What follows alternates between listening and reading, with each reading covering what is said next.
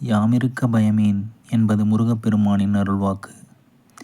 எளியோரை காக்கும் இறைவனாக முருகன் அறியப்படுகிறார். குன்றிருக்கும் இடமெல்லாம் குமரன் இருக்கும் இடம் என குன்றுகள் தோறும் கோயில்களை கொண்டுள்ளார். அத்தகைய முருகப்பெருமான் பிறப்பை பற்றி புராணக் கதைகள் என்ன சொல்கிறது என்பதை அறிந்து கொள்ளலாம் வாருங்கள்.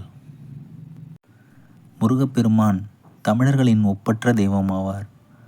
தொல்காப்பியரின் கூற்றுப்படி தொன்மையான தமிழர்களின் ஐந்திணை வழிபாடுகளில் முருகன் சேயோனாக வருகிறார். சேயோன் குறிஞ்சி நிலத் தலைவராவார். ஐந்திணைகளில் முல்லை நிலத்திற்குரிய தெய்வமாக மாயோனும் அதாவது திருமாலும், மருத நிலத்தின் தெய்வமாக இந்திரனும், பாலை நிலத்தின் தெய்வமாக கொற்றவையும், நெய்தல் நிலத்தின் தெய்வமாக வருண பகவானும் இருக்கிறார்கள். இருந்தாலும் முருகனை அதிகம் வழிபடுபவர்கள் தமிழர்களாக இருப்பதால் இக்காலத்தில் அவரை தமிழ் கடவுள் என்று அடையாளப்படுகிறார். முருகு என்றால் தமிழில் அழகு என்று பொருள். அதன் அடிப்படையில் முருகனானவன் அழகனாகின்றான். தமிழில் மெல்லினம், இடையினம் மற்றும் வல்லினத்தை ஒரு சேர இணைத்த பெயராக அமைந்தது. முருகனை வழிபடும் வழக்கம் பழங்காலம் தொட்டே இருக்கிறது. அவரை வழிபடும் மதத்திற்கு கௌமாரம் என்றும் இருந்தது. தமிழர்களுக்கும் முருகனுக்கும் உள்ள தொடர்பானது நெடுங்கால பிணைப்பாகும். இன்று முருகன் கோயில் வழிபாடு என்பது சைவத்தில் இருந்தாலும் ஒரு காலத்தில் அசைவ வழிபாடு இருந்ததாக தமிழ் இலக்கிய சான்றுகள் தெரிவிக்கின்றன. தினை மாவும் ஆட்டு இரத்தமும் படையலிட்டு வழிபட்டனர். இதை பற்றிய குறிப்புகளை திருமுருகாற்றுப்படை நமக்கு விளக்குகிறது. தமிழ் இலக்கியத்தை தாண்டியும் முருகனை பற்றிய குறிப்புகள் இலக்கியங்கள் பிற மொழிகளிலும் நிறைய உள்ளன. அவ்வாறு கந்தபுராணம் வடமொழி இலக்கியத்திலிருந்து தமிழில் மொழிபெயர்க்கப்பட்டது. அதில் முருகப்பெருமான் சிவனுக்கும் பார்வதிக்கும் மகனாக தமிழகத்திற்கு அறிமுகமாகிறார். அன்னை பார்வதி தேவியின் ஒரு அவதாரத்தில் மலைகளின் அரசனான இமவான் மன்னனின் மகளாக பிறந்தார். அவர் மீண்டும் சிவனை அடைவதற்கு கடும் தவம் புரிந்தார். அவருடைய தவத்தினால் சிவன் பெரிதும் மகிழ்ச்சியடைந்தார். ஆகவே பார்வதியை மணந்து அவருடன் அழைத்துச் சென்றார். அவர்கள் இருவரும் கந்தமாதான பர்வதத்தில் தங்கினர். அங்கு சில நாட்கள் தங்களுக்குடைய மனவாழ்வினை கழித்தனர்.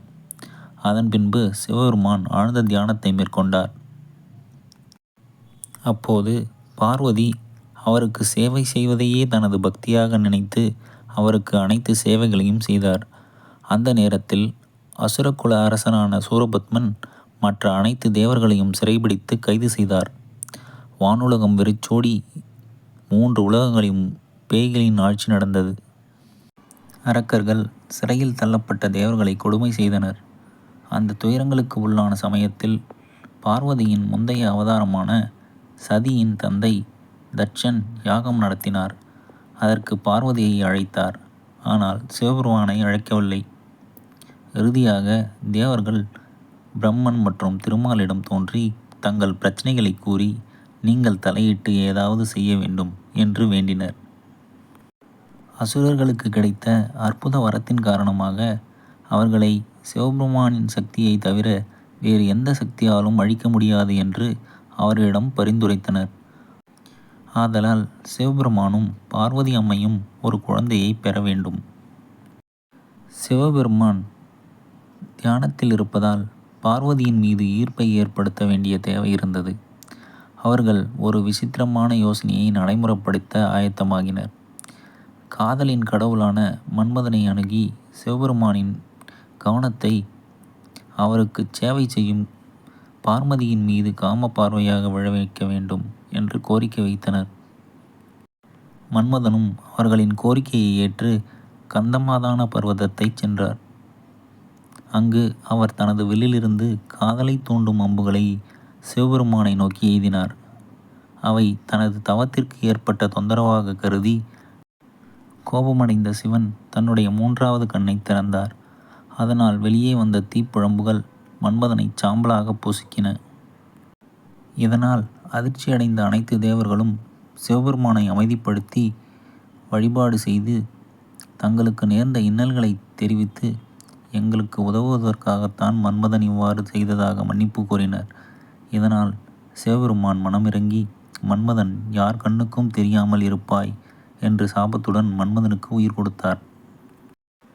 மன்மதனை எரித்த அந்த 6 தீப்பொறிகள் சரவண பொய்கைக்கு அக்னி பகவானால் கொண்டு செல்லப்பட்டன. அங்கு அந்த 6 தீப்பொறிகளும் அழகிய 6 குழந்தைகளாக வடிவம் பெற்றிருந்தன. அந்த 6 குழந்தைகளும் 6 கார்த்திகை பெண்களின் பராமரிப்பில் வளர்க்கப்பட்டன. ஒருமுறை சிவபெருமானும் பார்வதி அம்மையாரும் அந்த சரவண பொய்கைக்கு வந்திருந்தனர். அப்போது தாயான பார்வதி அந்த 6 குழந்தைகளையும் ஒன்றாக கட்டித் தழுவி அவர்களை ஈசானம், தத்புருஷம், வாமதேவம், அகோரம், சத்யோஜதம் மற்றும் ஆதோமுகம் ஆகிய 6 முகங்களுடன் ஒரே உருவமாக மாற்றினார். அத்தகைய முருகப்பெருமான் பக்தர்களால் சண்முகன், முருகன், சுப்பிரமணியன், கந்தன், கார்த்திகேயன் மற்றும் இன்னும் பல பெயர்களில் அழைக்கப்படுகிறார். அன்னை பார்வதி முருகப்பெருமானுக்குரிய தனது சக்திகளை உள்ளடக்கிய வேல் ஒன்றை பரிசாக வழங்கினார்.